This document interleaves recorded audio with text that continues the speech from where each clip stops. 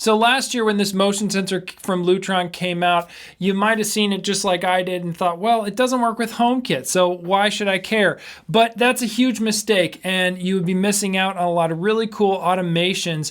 Lutron has put a lot of thought into this. I've seen a lot of different motion sensors, and there's some really cool edge cases that this covers very nicely. But let's talk about the details. And if you're new here, I'm Eric Welander. Welcome to my channel. It's all about building a better smart home in the Apple ecosystem. So if that's something you're into, consider subscribing. Now, Lutron Caséta Wireless has long been my top pick for smart switches in your home. And while I mentioned that this motion sensor doesn't work with HomeKit, the lights do. So you can create any kind of accessory-based automations, basically meaning if these lights turn on and HomeKit then sees that, then HomeKit can automate some other things like turning on some other lights, maybe a smart bulb or LED light strips or whatever works. But keep in mind that you do need a Caseta Wireless light on a circuit that you want to control with this motion sensor. And I also want to say thanks to Lutron for sending me this motion sensor for review with no strings attached. This is my honest opinion. So in the box, you get a CR123A battery included,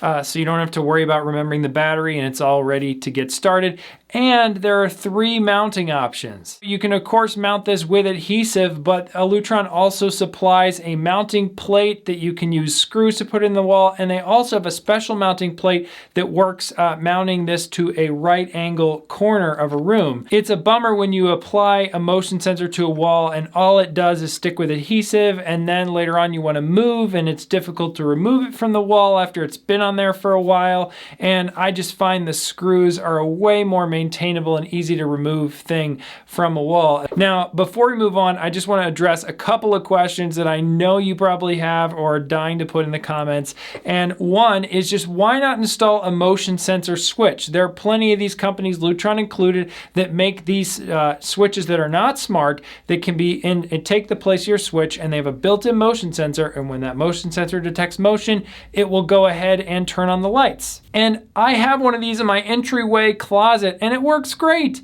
But there are a few downsides. First off, you don't have smart control of the lights, so it's just whatever the motion sensor sees and nothing else. And second, the motion sensor has to be exactly where the switch is in the wall, which might not be an ideal placement for the motion sensor picking up all kinds of motion in that area. And that leads me to my next question, which is, why not just use HomeKit? There are a lot of HomeKit compatible motion sensors. You can of course create automations of when the sensor detects motion, turn on the lights, and that's great, but there are a bunch of features that this motion sensor has that are very tricky, if not impossible, to set up inside a HomeKit. And this sensor, because it's tied right in with the Caseta Wireless system, makes it really easy to do these kinds of automations with Caseta Wireless lights. So when you go in and add the accessory inside the Lutron app, and then you assign it to a room, and of course, because Lutron is a hub connected to HomeKit, those room assignments carry over to HomeKit as well.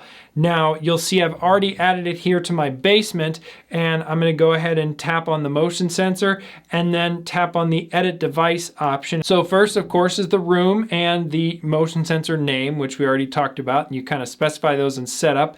Then there's lights and fans to include. So if this motion sensor is in a room, or like virtual room or whatever inside of the Lutron app and HomeKit, then you might not want it to trigger all the lights in that room. So you can specify.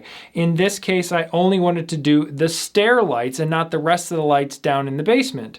So I can choose then also not only which lights are affected for on or off, but individually, if a light is unaffected for auto on, it means it'll only be auto turned off when there's no motion. I find some of these screens to be a little confusing as far as a user interface, but once you get the hang of it, it's pretty easy. And most of the time, I think you're just going to be selecting a set of lights and choosing, okay, on and off, and be done with it.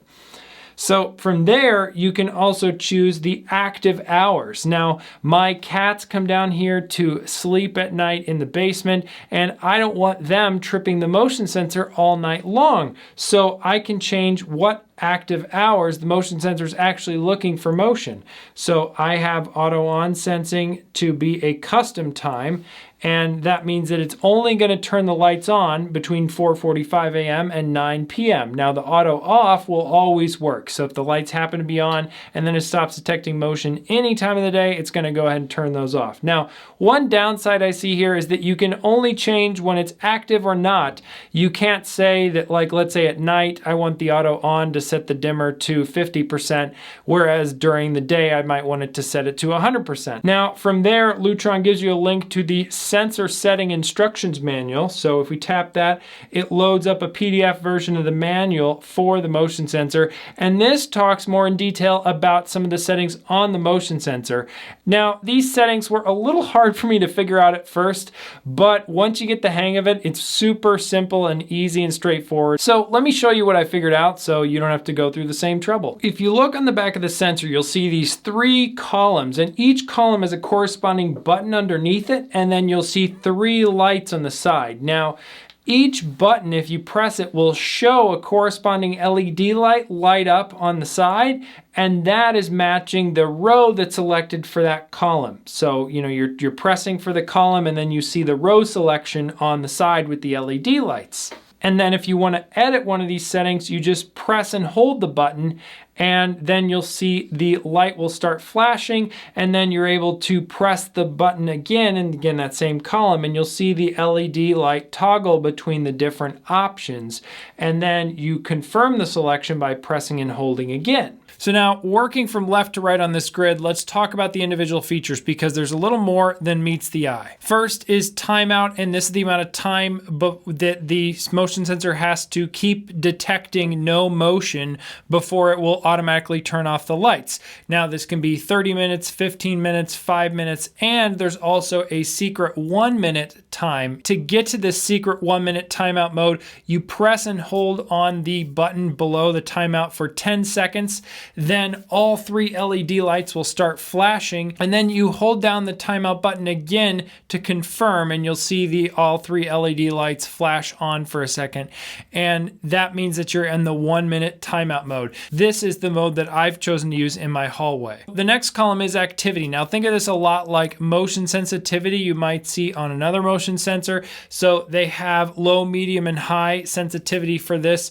The default is low, meaning it doesn't take much motion at all to turn it on.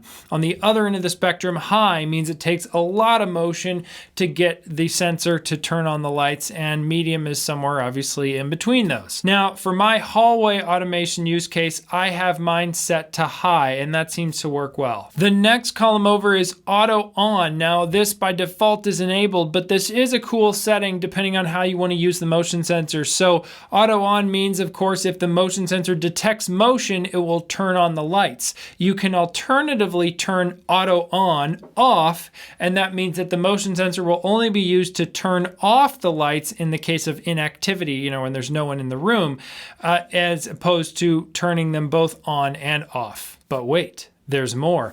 Lutron added a really cool feature that I like, which is where if you turn off the lights associated with this motion sensor manually, or let's say inside HomeKit, then the motion sensor won't immediately turn the lights back on when the motion is triggered.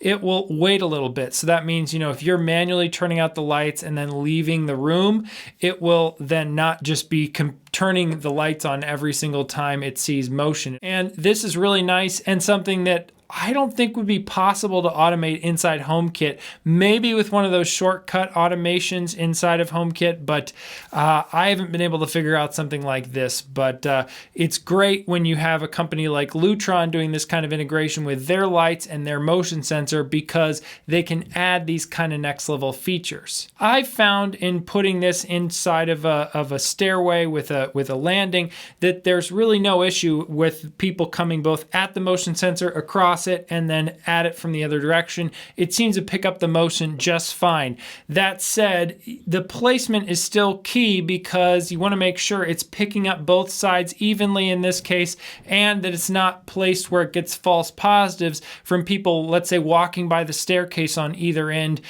without actually going up or down the staircase. So, nothing's going to be absolutely perfect in this. So just plan on that. If you're getting any kind of motion sensor to set up, you want to give yourself some time to experiment with placement, see how it works with your family or friends moving around, and then finally secure it to the wall.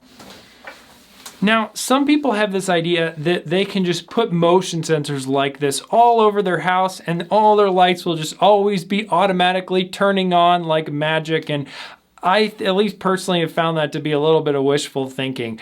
I mean, humans are just not that predictable. And so I don't really think that this motion sensor is perfect for every kind of situation in your home. There are totally going to be other cases where you want different motion sensors. You want the integration directly with HomeKit. But I think a motion sensor like this is really great for hallways or for single-use rooms like a laundry room or an exercise room or maybe even an office where you have Lutron Caséta Wireless switches in the wall and you just want them to come on when you're in that room or in that hallway and turn off when you're not. Now, if you're into Lutron, they also recently introduced an outdoor smart plug, which I did a review of recently, so you can check that out, linked here on the screen. Don't forget to subscribe to the channel if you aren't already for more videos around smart home tech in the Apple ecosystem, and I'll see you in the next video.